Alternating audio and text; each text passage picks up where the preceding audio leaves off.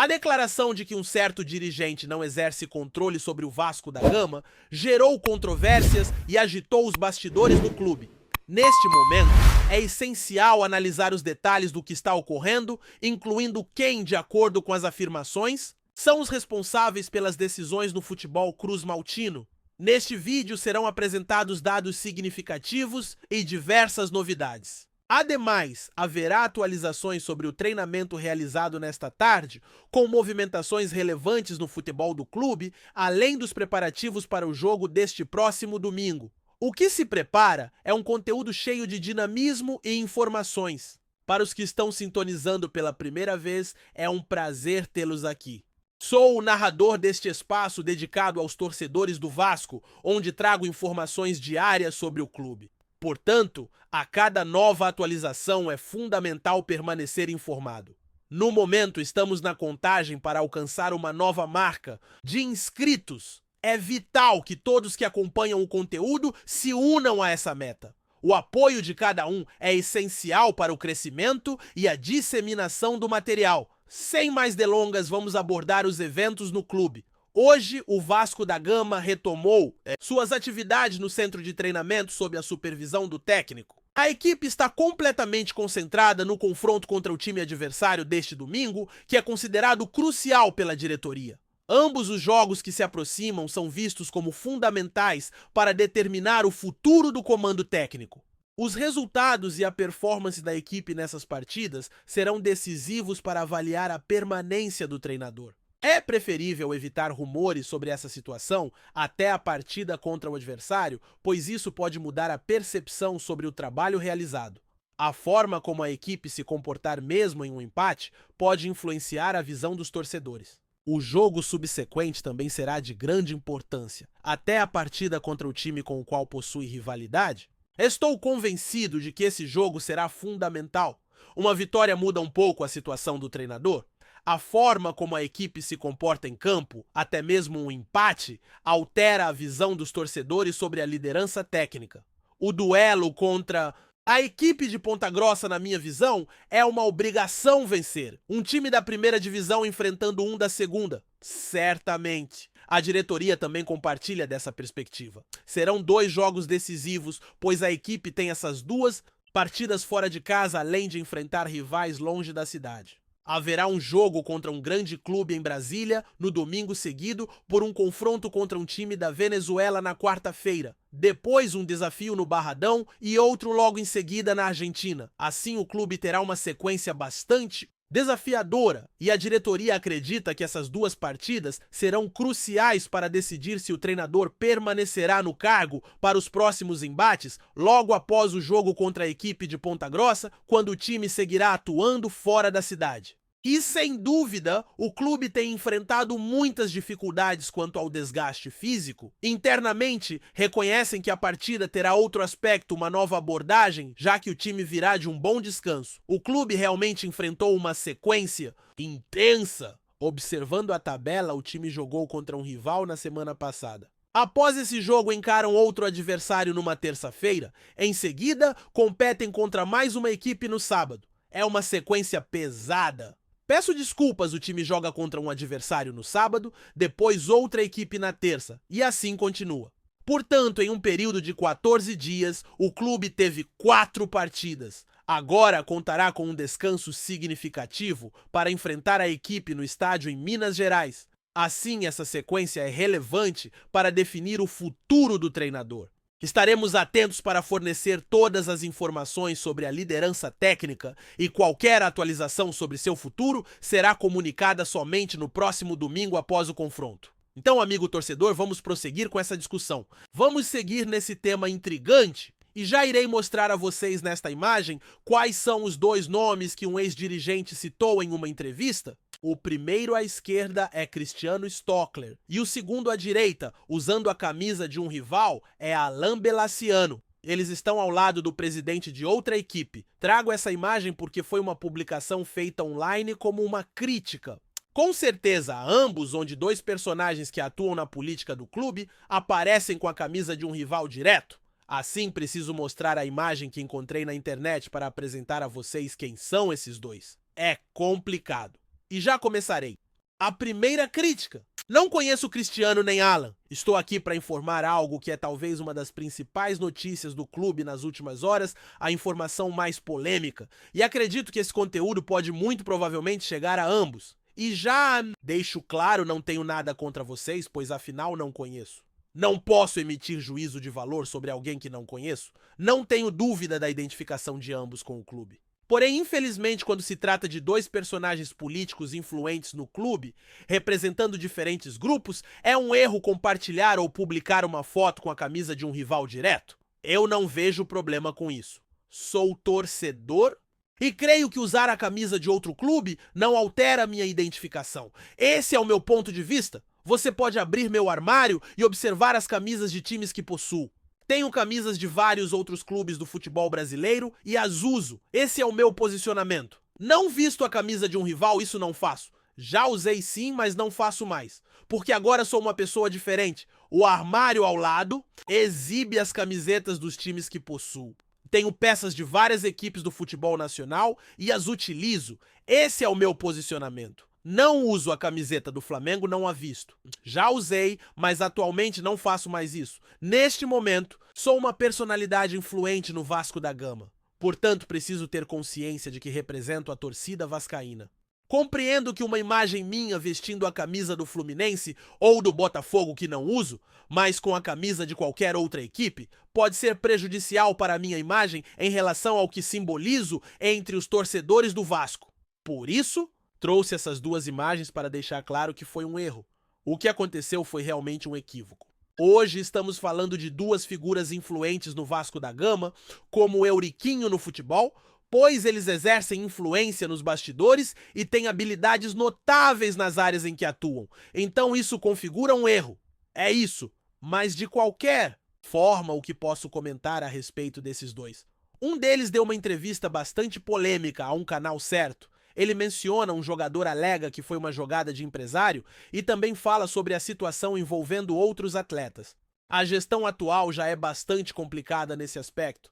Não é a primeira vez que casos assim acontecem, é sempre bom lembrar que recentemente houve uma grande confusão dentro do clube, assim que foi revelado que a atual diretoria contratou uma corretora de seguros de vida, que tem como sócio, diretor e fundador um aliado do presidente que foi eleito conselheiro do clube na chapa que ele liderou. Portanto, essa empresa está diretamente ligada a um conselheiro do clube.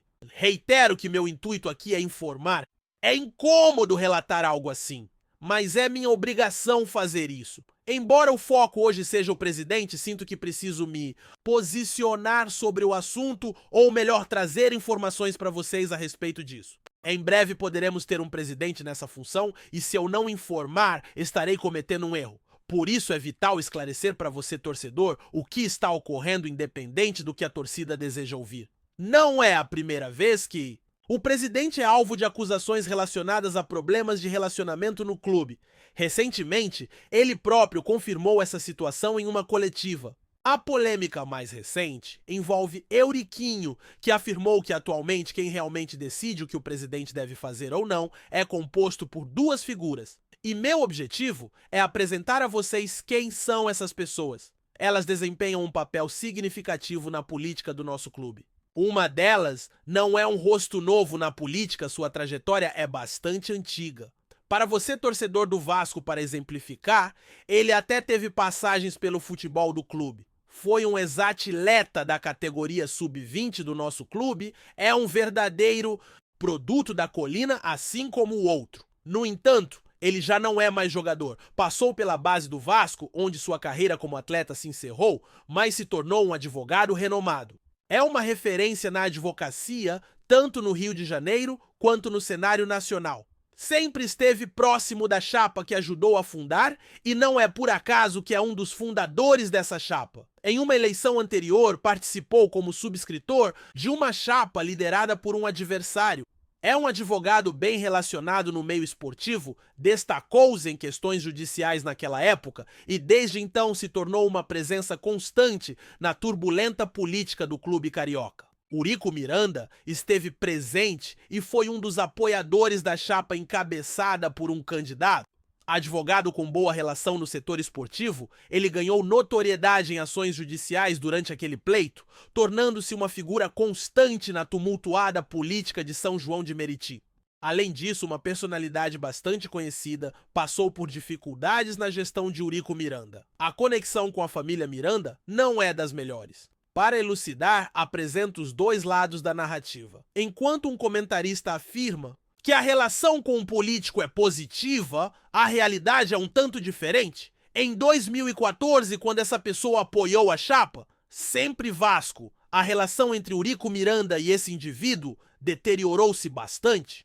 Durante uma conversa com um terceiro, soubemos que naquele ano, essa pessoa moveu uma ação que conseguiu postergar a eleição de agosto para novembro, algo que Eurico desejava evitar. Esse acontecimento prejudicou a relação tanto com o filho de Eurico quanto com ele próprio. Portanto, essa personalidade é relevante na política do Vasco, mas a relação não é tão amigável quanto foi declarado na entrevista. Recentemente, um grupo de 76 sócios estatutários protocolou um documento na Secretaria do Vasco. Nesse documento, os sócios requisitavam esclarecimentos ao presidente da Assembleia Geral, a mesma figura mencionada anteriormente, sobre sua atuação como advogado de credores do clube em paralelo ao processo de recuperação judicial, do qual afirmam que essa pessoa também faz parte. Assim sendo, essa figura presidente da Assembleia Geral possui grande influência e desempenha um papel significativo na recuperação judicial do Vasco em função de seu conhecimento jurídico, mas também está inserida nesse contexto. Dessa maneira, essa pessoa é uma figura de peso ocupando uma posição de poder no Clube de Regatas Vasco da Gama. Ela lidera o processo de recuperação judicial do clube, utilizando sua expertise legal, mas ao mesmo tempo está alinhada com os credores. Por exemplo, o clube possui atualmente dívidas com um ex-jogador, que é um caso emblemático. Com o processo de recuperação judicial em curso, o clube se dirige diretamente a esse ex-atleta para negociar o pagamento dessas pendências. A pessoa em questão, devido à sua função no Vasco, é quem facilita esse diálogo. O que os associados estatutários têm apontado é que, enquanto essa figura representa o Vasco, também estaria representando o ex-jogador, ou seja, outros credores, o que gerou descontentamento. Recentemente, alguns sócios protocolaram essa insatisfação na secretaria. Para sintetizar, essa pessoa é o presidente da Assembleia Geral, uma figura de destaque no Vasco, sendo uma das fundadoras da chapa Sempre Vasco e colaborando nas decisões referentes ao futebol. Além disso, outro indivíduo também exerce grande influência na política do Vasco da Gama, porém, mais do que uma figura influente na política do clube, ele é relevante dentro do grupo Sempre Vasco. Esse torcedor apaixonado do Vasco enfrentou problemas legais recentemente. É importante destacar que estou aqui apenas para informar e mencionarei as fontes que trouxeram à tona essa situação, que foram alguns veículos de comunicação. Há aproximadamente 5 anos, o nome desse indivíduo esteve ligado a uma investigação sobre um suposto esquema criminoso durante a administração de um ex-prefeito do Rio de Janeiro. O empresário, que é ativo no grupo político Sempre Vasco, de acordo com as matérias, atuou ao lado de outros representantes e acabou sendo um dos alvos da investigação, inclusive tendo cumprido um período em prisão domiciliar. Assim, com base nas informações disponíveis, a situação desse indivíduo é complexa e provoca discussões no ambiente político do clube. A realidade no Rio de Janeiro tem gerado debates acalorados. Um empresário que está bastante envolvido com um grupo político tornou-se alvo de investigações e chegou a cumprir um período de prisão domiciliar. Relatos indicam que 2 pessoas ligadas a esse empresário são vistas como responsáveis pela gestão do futebol de um clube tradicional.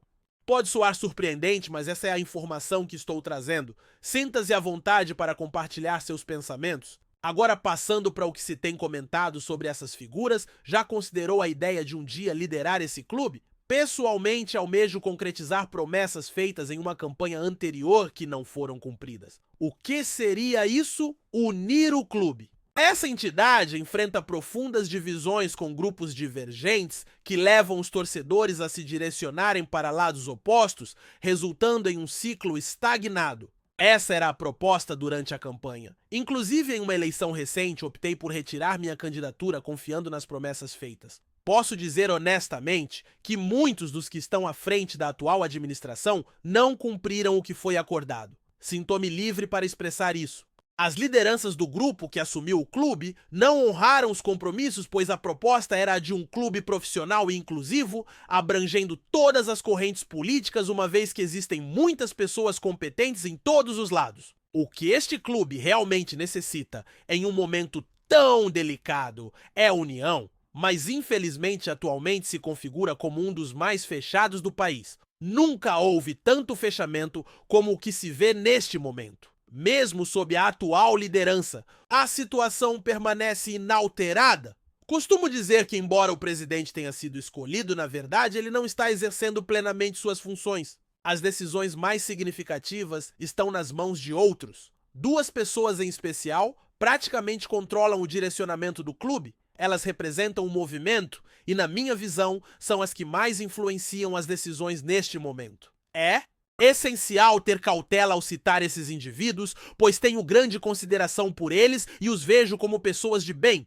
Porém, é inegável que, neste instante, eles gerenciam a maior parte dos assuntos importantes. O presidente é uma figura representativa, alguém em quem a torcida deposita confiança. É um verdadeiro entusiasta do clube que deseja o melhor, mas creio que se ele tivesse um papel mais ativo nas decisões, a realidade poderia ser diferente, especialmente na questão do futebol. Nas outras áreas, o trabalho tem sido satisfatório com profissionais competentes nas áreas jurídica e de marketing, além de uma administração eficiente das redes sociais. Porém, no campo esportivo, especialmente em relação ao futebol, é algo que os torcedores devem refletir. Vale lembrar que a liderança da Assembleia Geral está sob a responsabilidade de uma pessoa que conduz as Assembleias Gerais Extraordinárias, enquanto outras duas atuam como conselheiros do clube. Ambas são figuras influentes por trás das cortinas do futebol. Não estou aqui para afirmar se isso é verdade ou não, mas trago as últimas informações que surgiram no contexto deste clube. Essa é a realidade atual.